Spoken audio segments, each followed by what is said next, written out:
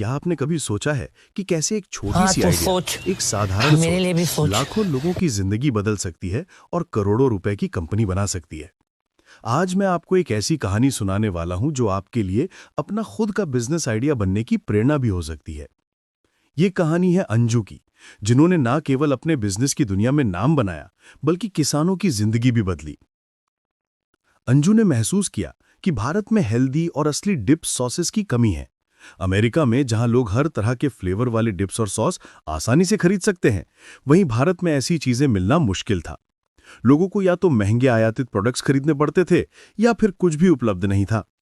अंजू ने देखा कि यह सिर्फ मार्केट की कमी नहीं थी, बल्कि लोगों की सेहत और खाने की आदतों में बदलाव लाने का अवसर भी था।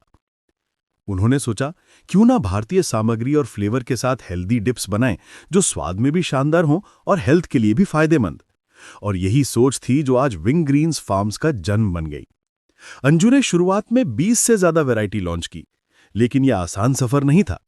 प्रोडक्ट तैयार करना, मार्केट रिसर्च करना, किसानों से संपर्क करना और फिर इन सब चीजों को बिजनेस में बदलना, यह सब चुनौतीपूर्ण था।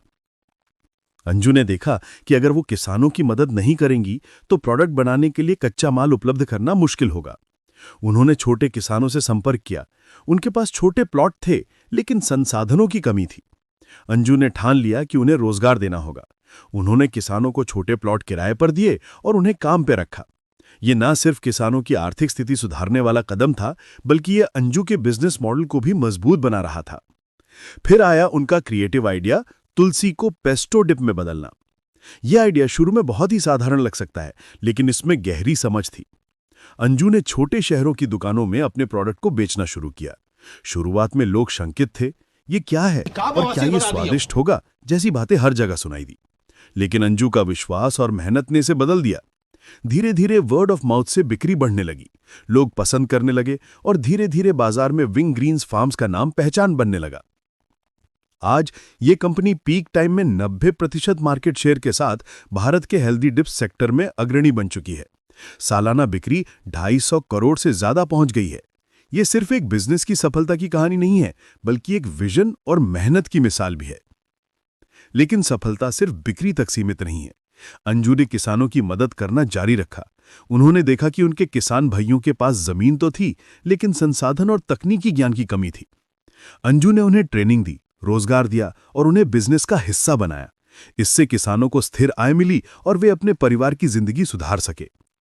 अंजू की कहानी हमें यह सिखाती है कि जब आपका आइडिया समाज के लिए भी फायदेमंद हो, तो वो दोहरी सफलता लाता है, व्यक्तिगत और सामाजिक।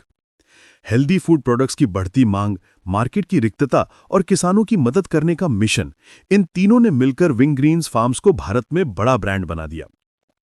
अब सोचिए, अगर कोई आज भारत में हेल्दी डिप्स और सॉसेस बनाना चाहे, तो वो अंजू के इस मॉडल से क्या सीख सकता है?